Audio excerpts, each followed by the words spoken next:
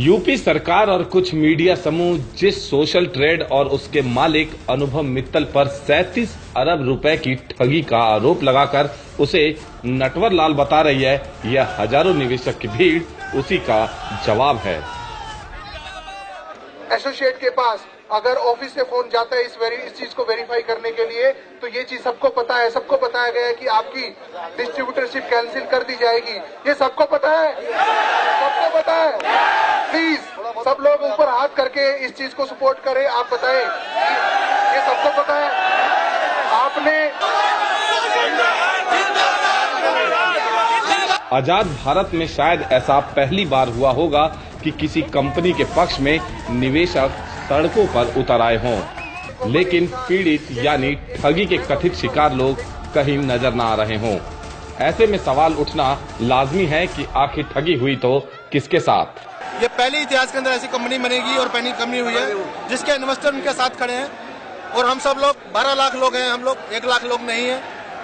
अनुभव मित्तल जी ने कई लोगों को जिंदगी जीने के लिए सपने दिए हैं, उनके सपने पूरे किए हैं। गवर्नमेंट को कब से हमारे पैसे की चिंता नहीं, कौन से गवर्नमेंट ने आके हमें आज तक नौकरी दी और रोजगार दिया।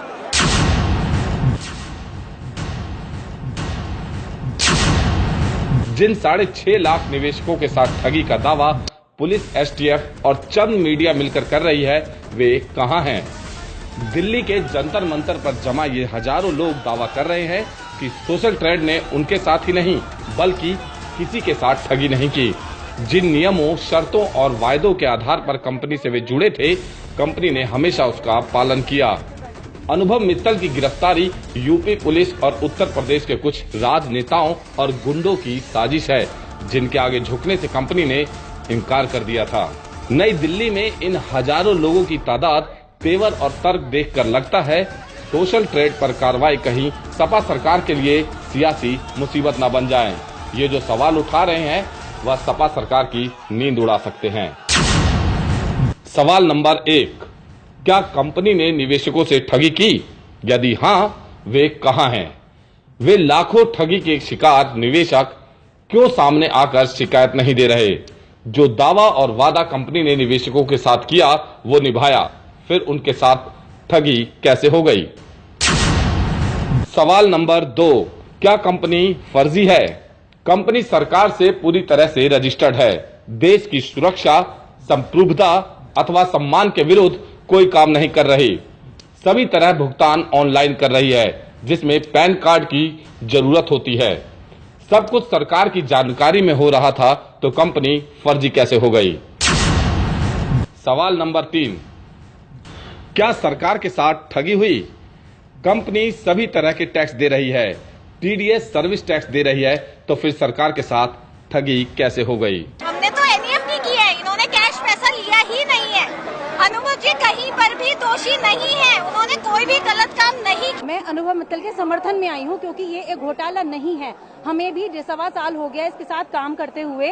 घोटाला उसको कहते हैं जब बंदा पैसे ले ले या सरकार से किसी से पैसे ले ले, उसके बाद भाग जाए। पहली बात तो भागा नहीं था, ऑफिस में था, अपनी जगह पे मौजूद था, इसकी वेबसाइट पे काम चल रहा था, और अगर पैसे नहीं भी आ रहे थे तो वहाँ से अपडेट्स आ रहे थे कि पैसे इस वजह से नहीं आ रहे हैं और इस तारीख को आपके पैसे आ जाएंगे। सोशल ट्रेड पर आरोप है कि वह पेज लाइक कराने के नाम पर ठगी कर रही थी, जबकि सोशल ट्रेड निवेशकों का कहना है कि अधिकतर निवेशक अपनी वेबसाइट, ब्लॉग अथवा अपने प्रोडक्ट को लाइक करवाते थे, ना कि अपने फेसबुक खातों को।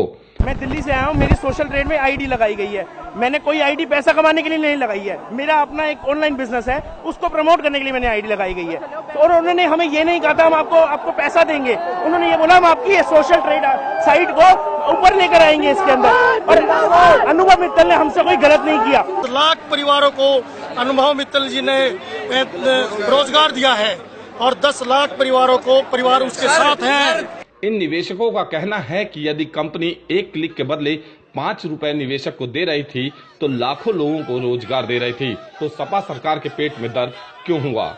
यदि कहीं कुछ गलत लग भी रहा था तो गिरफ्तारी से पहले पूरी जांच होनी चाहिए थी, जो नहीं हुई। यूपी पुलिस ने अपने ही विभाग के एक कर्मचारी को शिकायतकर्ता बनाकर कार्रवाई कर डाली और कंपनी के खिलाफ साजिश रची। डेढ़ साल से कंपनी चल रही थी, तो 1.5 साल से क्यों नहीं आवाज उठाई गई? एकदम इलेक्शन से पहले क्यों एकदम आवाज उठाई गई और एसटीएफ की टीम ने आके 2 दिन में एकदम बंद कर दिया? क्या चाहती है अखिलेश सरकार?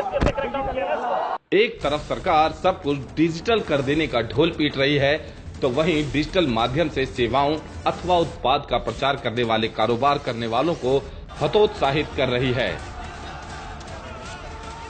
इन हजारों निवेशक प्रदर्शनकारियों ने इस मामले में ईमानदारी से जांच करने की मांग करते हुए चेतावनी दी है कि यदि सोशल ट्रेड के साथ न्याय नहीं किया तो वे जेल भरो आंदोलन करेंगे, देश भर में रक्तदान करेंगे। कंपनी से जुड़े कुछ लोगों का आरोप है कि कंपनी से पैसे की मांग की गई थी, लेकिन कंपनी ने यह कहते हुए इनकार कर दिया कि वह कोई गलत काम नहीं कर रहे तो पैसे क्यों दे। लेकिन यूपी सरकार ने कंपनी को फर्जी बताते हुए न केवल मुकदमा दर्ज किया बल्कि जांच को पूरी करने से ज्यादा दिलचस्पी कंपनी और उसके अधिकारियों पर कार्रवाई करने में दिखाई। हैरत की बात है कि देश भर में कितनी ही बड़ी बड़ी मल्टी लेवल कंपनियां खुलेआम अवैध काम कर रही हैं, लेकिन उस पर कोई कार्रवाई नहीं हो रही। ऐसे में इन लोगों के आरोप और उन चर्चाओं में भी दम है कि अनुभव मित्तल को केवल पैसे की डिमांड पूरी न करने की ही सजा नहीं मिली, बल्कि बीजेपी के बड़े नेताओं से नजदीकियों की भी सजा मिली है। दिल्ली दर्पण टीवी ब्यूरो रिपोर्ट।